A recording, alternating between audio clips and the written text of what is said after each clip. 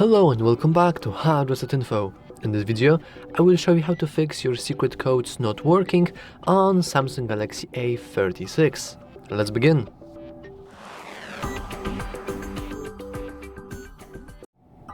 As you can see, if we go to our phone and now enter a test mode secret code, that being *#0*#, we can see that nothing is happening, meaning that our code is not working.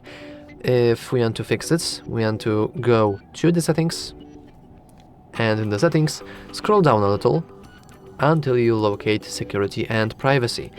Then we want to click on it, scroll down just a little bit, and we need to disable auto blocker. We now want to click turn off, and now our auto blocker is turned off. If we go back to our phone, we can see that our test mode is working perfectly fine. And yeah, that's all for this video. If you found it useful, please remember to like and subscribe. Thanks for watching.